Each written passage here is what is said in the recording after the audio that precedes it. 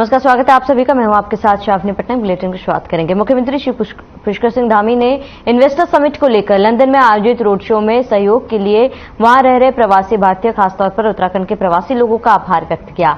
मुख्यमंत्री ने इस बात पर प्रसन्नता व्यक्त की कि विदेश में रहकर भी लोग अपनी संस्कृति से जुड़े हुए हैं। अपनी मेहनत से उत्तराखंड के प्रवासी भाइयों ने अपना खास मुकाम बनाया। वहीं मुख्यमंत्री ने कहा कि जिस अपनेपन के भाव से उनका स्वागत किया गया, उससे वे भाव विभोर है।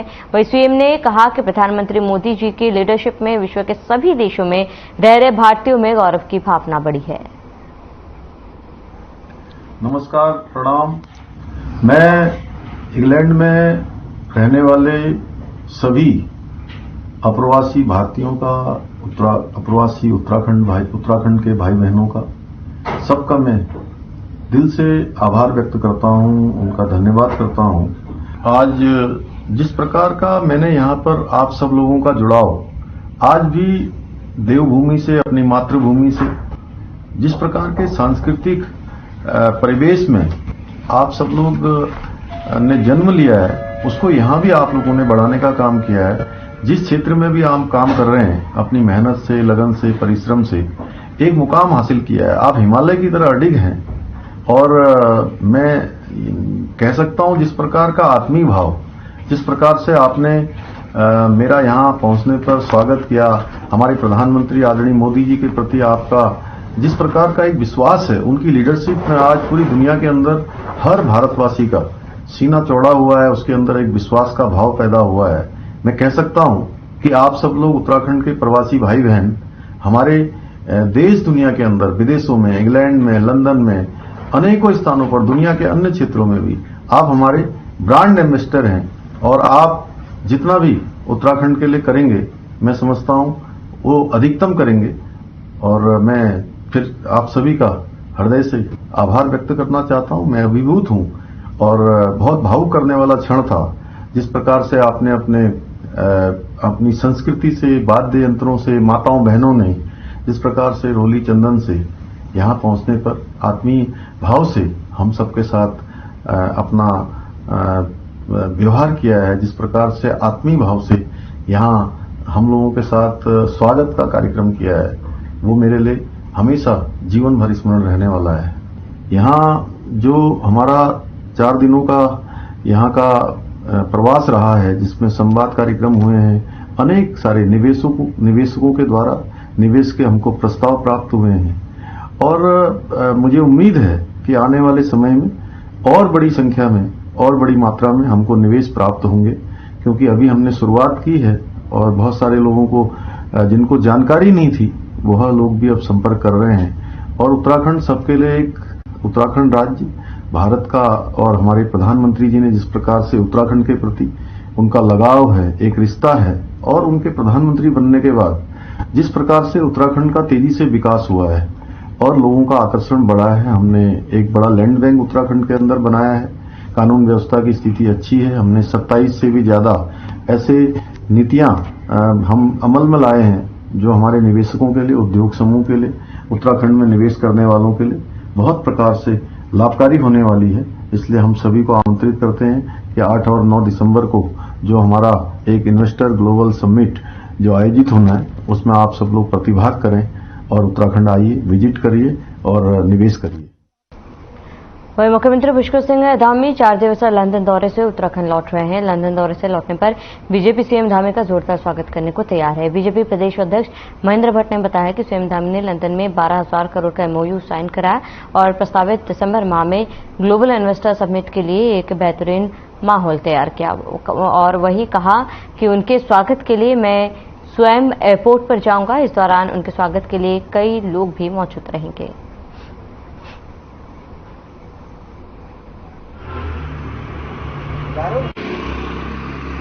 देखिए, प्रदेश अध्यक्ष होने के नाते मैं उनके स्वागत के लिए एयरपोर्ट जाऊंगा। और मैं ही नहीं, क्योंकि एक अच्छा वातावरण उनके द्वारा इस राज्य के हित में बनाया जा रहा है। इन्वेस्टमेंट के दृष्टिकोण से मैं कहूँ तो बड़ी संख्या में लोग आएंगे और उनका आभार व्यक्त करना पूरे उत्तराखंड के नागरिकों का सैद्धांतिक कर्तव्य भी है। और मैं अध्यक्ष के नाते मैं सभी अपने कार्यकर्ता से आह्वान किया है, आग्रह किया है कि अपने मुख्यमंत्री के स्वागत में कल हेलीपैड पहुंचे। अभी बाद में करेंगे और चीजें बाद में करेंगे।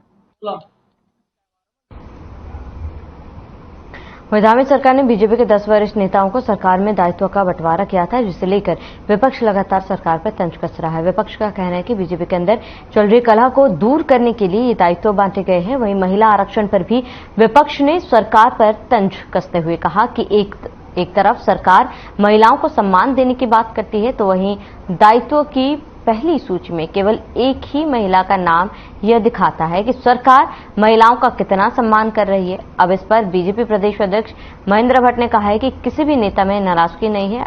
अभी 10 नेताओं की सूची आई है। समय के साथ सरकार जल्द वरिष्ठ नेताओं को संगठन में दायित्व देगी। तो इसको आप किस तरह देखते हैं? देखिए, कोई नेता पार्टी में नाराज नहीं होता है। कार्य की जिससे कार्यकर्ताओं का कहाँ समन्वय करना है, उद्देश्य विचार होता रहता है। और जैसे मैंने पूर्व में कहा था कि हमारा बागेश्वर उपचुनाव के बाद और हमने सूची जारी करेंगे, माननीय मुख्यमंत्री का मैं आभार व्यक्त करता हूँ। उन्होंने 10 प्रमुख कार्यकर्ताओं की सूची जारी कर दी है और भी बहुत से वरिष्ठ कार्यकर्ता हैं। समय के साथ और भी कार्यकर्ताओं को सरकार और संगठन में दायित्व दिए जाएंगे। देखिए, ऐसा है, हमारी पार्टी महिलाओं के हित का फैसला लेने वाली पार्टी और महिलाओं को सर्वोच्च स्थान देने वाली पार्टी है। पूरा मान और सम्मान रखती है।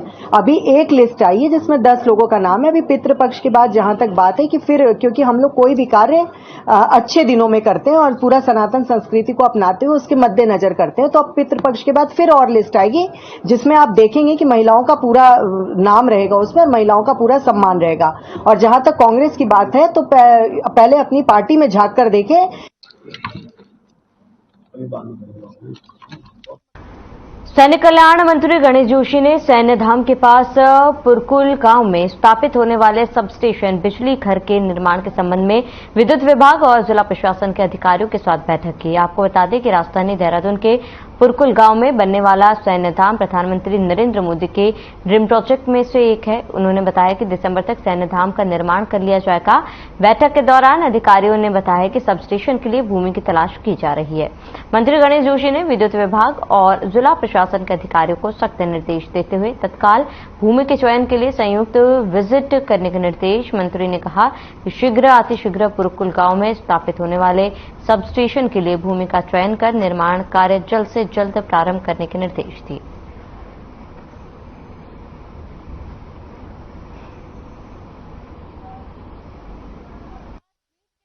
देखिए, सैन्यधाम पुष्कर सिंह धामी सरकार का ड्रीम प्रोजेक्ट है और देश के प्रधानमंत्री नरेंद्र मोदी जी की परिकल्पना है और जिसको पूरा करने का सौभाग्य, बनाने का सौभाग्य मुझे प्राप्त हुआ है।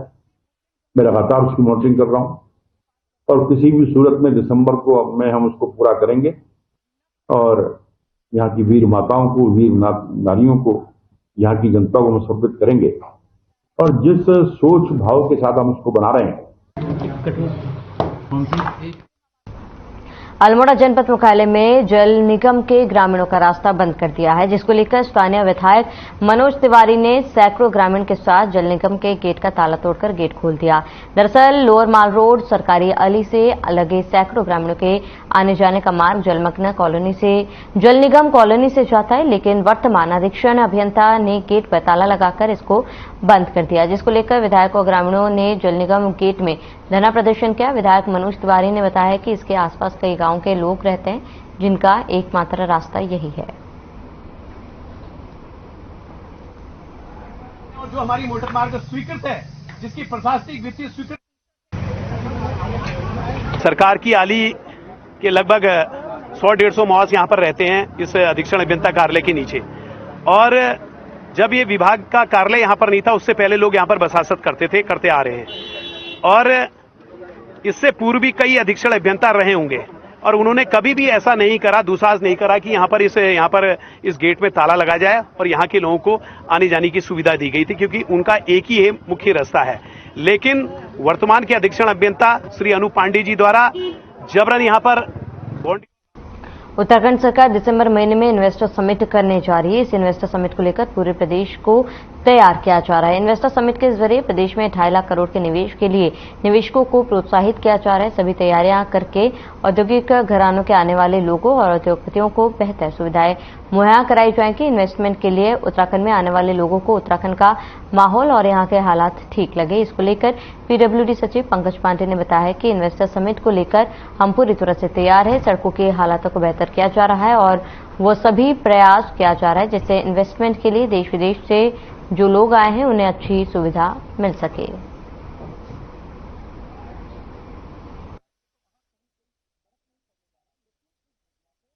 लैंडस्लाइड वाले में जो एनएच होता है उसमें भारत सरकार फंड करती है और बाकी डिजास्टर मैनेजमेंट डिपार्टमेंट भी प्रोजेक्ट बनाता है अपने, और भारत सरकार से और वर्ल्ड बैंक से जो उनके प्रोजेक्ट चल रहे थे उसमें वो लोग भी सैंक्शन करते हैं।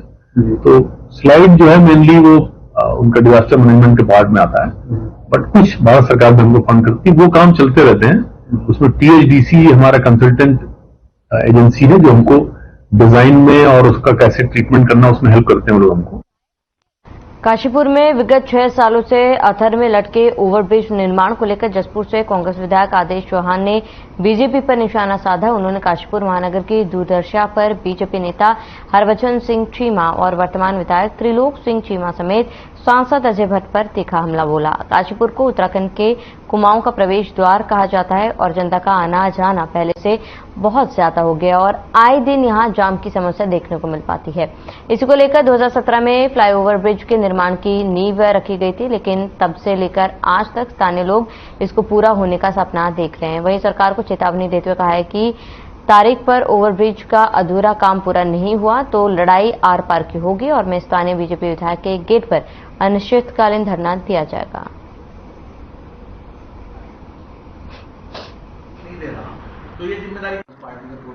नवंबर 19 में पूरा हो जाना चाहिए था, लेकिन उसके भी डबल 6 साल इसको हो गए और उसमें 9 बार तारीख हमारे पूर्व विधायक और विधायक जी के द्वारा देती जा रही है कि ये अब पूरा हो जाएगा, अब पूरा हो जाएगा। जनता को, क्योंकि एक पिक्चर का डायलॉग है कि तारीख पे तारीख, तारीख पे तारीख, काम कब पूरा होगा इसका किसी को कोई मतलब नहीं। मैंने सुबह जो हमारे अधिशासी अभियंता है उनसे वार्ता की कि भाई आपने एक डेट फिर दी है, क्या ये हमारा पूरा जो ओवरब्रिज है पूरा होगा? तो उन्होंने कहा कि साहब हमने उन्हें बताया था कि रेलवे की जो संतुष्टि है उसके बाद हमें 2 महीने चाहिए। वह हरिद्वार रोड स्थित मणिमाई मंदिर के पास 17 बंदरों की मौत हो गई। आशंका जताई जा रही कि इन बेजुबानों को जहर देकर मौत के घाट उतार दिया गया। वहीं देहरादून के एसएसपी अजय सिंह ने बताया कि पुलिस की टीम अभी जांच कर रही है, साथ ही वन विभाग की टीम भी इसमें अपने स्तर से जांच पड़ताल में लगी हुई है। वहीं एसएसपी का कहना है कि बंदरों को विषैला पदार्थ तो नहीं खिलाया गया, ये भी शक के घेरे में है। पुलिस टीम ने मौके के आसपास के सीसीटीवी फुटेज भी खंगाले हैं। इन सब पहलुओं पर पुलिस जांच कर रही है। वन विभाग का कहना है कि इन बंदरों को यहां पर बाहर से लाकर डाला गया है, ये बंदर यहां के देखने में नहीं लग रहे।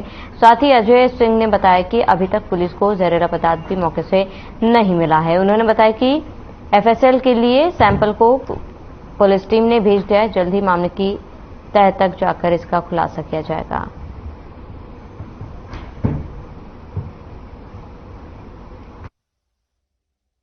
थाना क्षेत्र में मणिमाई मंदिर के पीछे जो जंगल है वहां पर कल सूचना मिली कि कुछ बंदर मृत अवस्था में पड़े हुए हैं। तत्काल वहां पुलिस टीम भी गई और फॉरेस्ट टीम को भी बुलाया गया। जो प्रारंभिक जो वहां पर परीक्षण किया गया तो प्रथम दृष्टया ऐसा लगता है कि कहीं ना कहीं उनको कोई विषैला पदार्थ खाने में दिया गया होगा जिससे कि उनकी मृत्यु हुई है। लेकिन ये भी अभी तक जो प्रथम दृष्टया जो क्राइम सीन देखा गया, ऐसा नहीं लगता कि वहां पर कोई ऐसा विषैला पदार्थ या भोजन दिया गया हो। ये लगता है कि कहीं ना कहीं अन्यत्र ये घटना कारित करने के बाद यहाँ पर इसको डाल दिया गया हो। वाले पर्यटकों ने एक बार फिर राफ्टिंग शुरू होने के बाद मुनि की रेती शिवपुरी का रुख करना शुरू कर दिया। पर्यटकों की आमद होने से ऋषिकेश में फिर से वाहनों का दबाव सड़कों पर बढ़ गया है, जिससे शहर के अंदर वाहन धीमी गति से चलने को मजबूर हो गए हैं। कई जगह पर जाम भी लगता हुआ देखा जा रहा है। बता दें कि मुख्य रूप से हरिद्वार ऋषिकेश के बीच श्यामपुर रेलवे फाटक पर जाम की समस्या लोगों के पसीने छुड़ा रही है। शहर में जयराम चौक से लेकर लक्ष्मण झूला रोड पर मधुबन आश्रम तक वाहन धीमी गति से चलने को मजबूर हो रही है।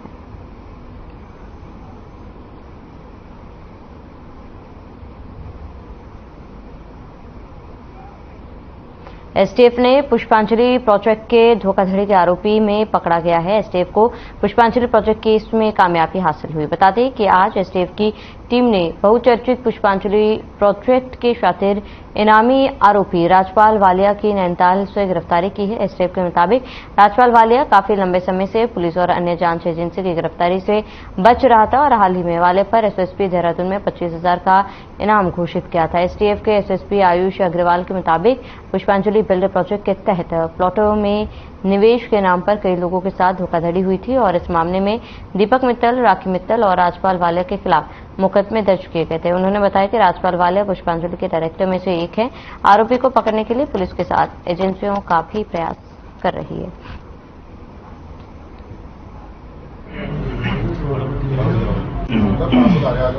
मुख्यालय के द्वारा एक ऑपरेशन प्रहार चलाया जा रहा है, जिसमें कि जो बड़े धोखाधड़ी के जो केसेस हैं उनमें उनको वर्कआउट कराया जा रहा है। उनमें जो लिप्त अपराधी हैं उनकी गिरफ्तारी के प्रयास किए जा रहे हैं, जिसमें कि बड़े भूमाफिया भी इसमें इंक्लूडेड है।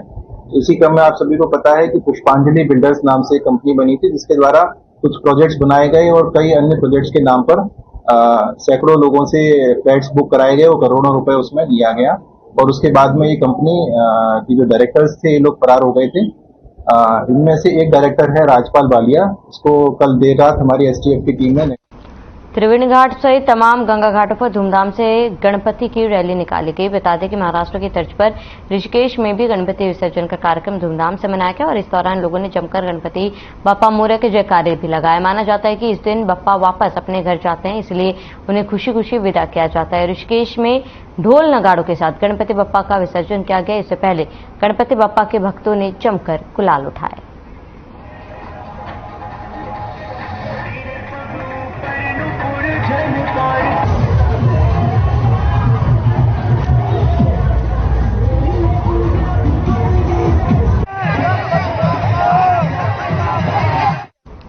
उधम सिंह नगर के खटीमा में पैगंबर हजरत और मोहम्मद साहब के जन्मदिवस को मुस्लिम समाज के लोगों ने आकर्षक झांकियों के साथ जुलूस निकालकर बड़ी धूमधाम से मनाया है। वहीं जुलूस मोहम्मदी में शहर के इमाम सैयद इरफान रसूल और मुस्लिम धर्मगुरु के साथ ही भारी संख्या में मुस्लिम समाज का जनसैलाब देखने को मिला। आकर्षक झांकियों के साथ नूरी मस्जिद से कोतवाली होते हुए जमा मस्जिद तक जुलूस मोहम्मदी निकाला गया। इस दौरान मुस्लिम समाज के लोगों में काफी खुशी और रौनक देखने को मिला।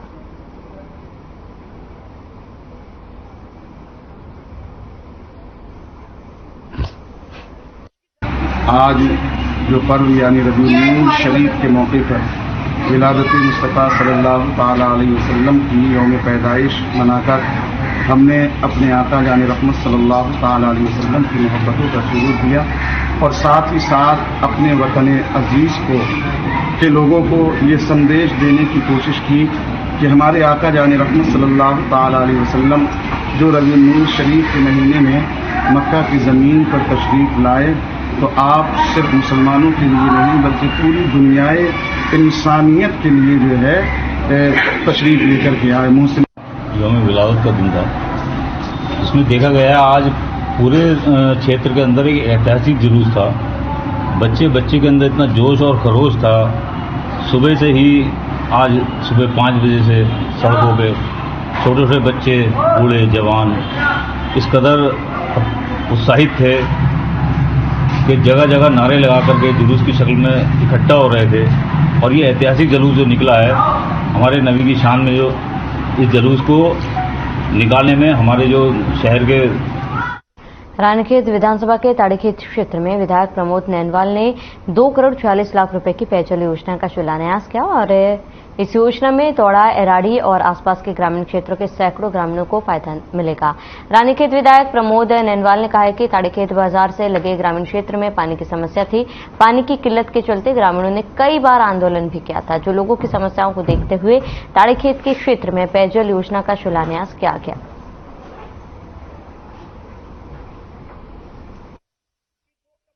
आज हमारे ताड़ीखेत विकासखंड के ग्राम तोड़ा और पूरे आसपास के जो हमारे नगरीय क्षेत्र है इसमें पेयजल की भारी समस्या थी। विगत कई सालों से यहाँ के जो निवासी थे आंदोलन कर रहे थे। यहाँ के लोग पेयजल की समस्या से ग्रस्त थे, तो उनके लिए हमारी सरकार ने 2 करोड़ 46 लाख रुपए की पेयजल योजना यहाँ पर स्वीकृत की है। आज उस कार्यक्रम का यहाँ पर शिलान्यास किया गया। इसके बाद में यहाँ सरस्वती शिशु मंदिर में जो विधायक निधि से 5 लाख रुपए दिए गए थे यहाँ पर विशाल कक्ष के लिए, आज उस कक्ष का निरीक्षण यहाँ पर स्थलीय निरीक्षण मैंने किया। बहुत अच्छा काम यहाँ पर हो रहा है, बल्कि मैं तो कह रहा हूँ कि जो लागत से भी ज्यादा अच्छा काम उसमें किया गया। उत्तराखंड में होने जा रहे इन्वेस्टर समिट को लेकर पूर्व मुख्यमंत्री त्रिवेंद्र सिंह रावत ने कहा है कि यह अच्छी बात है कि प्रदेश में एक बार फिर इन्वेस्टर समिट होने जा रहा है। उन्होंने कहा है कि सिर्फ हम ही नहीं बल्कि सभी राज्य और देश इन्वेस्टर्स को अपने यहां आमंत्रित करते हैं। उन्होंने आगे कहा कि कई ऐसे देश हैं जो अपने देश से दूसरे देश नहीं जाते, लेकिन अब वह भी इन्वेस्टर्स मीट के लिए एक दूसरे देशों में जा रहे हैं और एक डेलीगेशन खुद उनके पास भी आया था, जिन्होंने भारत में इंफ्रास्ट्रक्चर को देखकर इन्वेस्ट करने की इच्छा जताई है।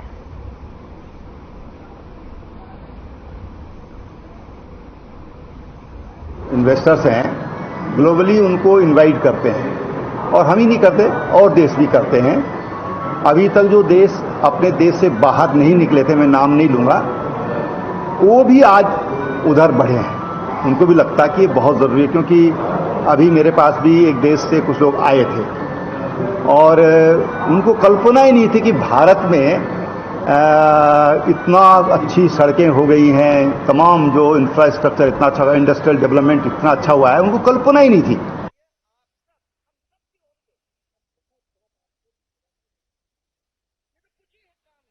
मंडल महामंत्री मनोज बाथवा के कार्यालय पर भाजपा प्रदेश कार्यकारिणी सदस्य रमेश चंद्र जोशी के नेतृत्व में भाजपा कार्यकर्ताओं ने भारतीय स्वतंत्रता संग्राम के महानायक स्वतंत्रता संग्राम में हंसते हंसते अपने प्राणों की आहुति देने वाले शहीद आजम भगत सिंह की 117वीं जयंती को धूमधाम से मनाया था। इस दौरान भाजपा कार्यकर्ताओं ने उनके चित्र पर माला अर्पण कर श्रद्धासुमन अर्पित करते हुए उनको नमन किया। बता दें कि अंग्रेजी हुकूमत में आजादी दिलाने वाले भगत सिंह के संघर्षों, योगदान, बलिदान, त्याग और उनके अटूट देश प्रेम को याद किया गया। साथ ही भाजपा कार्यकर्ताओं ने इस अवसर पर मिष्ठान भी वितरण किए। इस दौरान वक्ताओं ने कहा है कि शहीद आजम भगत सिंह के कुर्बानी को व्यर्थ नहीं जाने दिया जाएगा।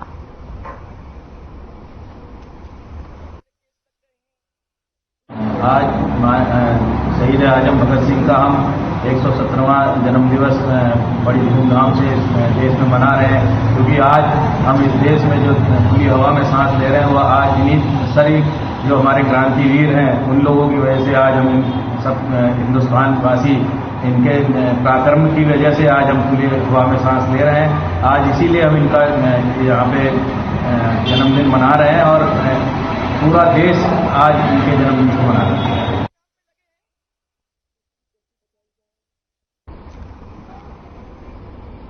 शहीद भगत सिंह चौक पर शहर के गणमान्य व्यक्तियों के, राजनीतिक दलों के साथ ही सामाजिक संगठनों ने शहीद आजम भगत सिंह के 116वें जन्म दिवस पर उनकी फोटो पर माला अर्पण कर उनको श्रद्धांजलि अर्पित की। इस दौरान वक्ताओं ने शहीद भगत सिंह द्वारा भारत की आजादी के लिए किए गए कार्य को याद किया और उनके बताए मार्ग पर चलने का संकल्प लिया।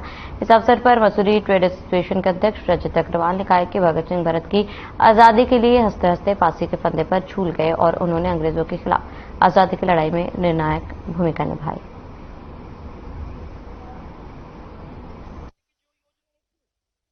आज जो है भगत सिंह का जो है 107वां जन्म दिवस है। इस उपलक्ष्य में पूरे देश के अंदर शहीद आजम भगत सिंह की जो विचारधाराएं थी, जो उनकी सोच थी युवाओं के प्रति, छात्रों के प्रति और इस देश के प्रति जो उनकी भावनाएं थी, वो सारे देश को जो है किसी से छुपा हुआ नहीं है। इन्हीं तमाम सवालों को लेकर आज भगत सिंह के जन्म दिवस पर सुर में भी एकत्रित हुए हैं और मैं चाहता हूं और आपके माध्यम से जनता से भी निवेदन करता हूं कि आज जो इस देश की जो स्थिति है, वो देश जो है सांप्रदायिकता की ताकत की तरफ बढ़ रहा है। भगत सिंह जी की आज 116वां जन्मदिन है और आज 116वां जन्मदिन के दिन मसूरी वासियों ने मिलकर सामूहिक रूप से श्रद्धांजलि का कार्यक्रम आयोजित किया था। पुष्पांजलि अर्पित करी है।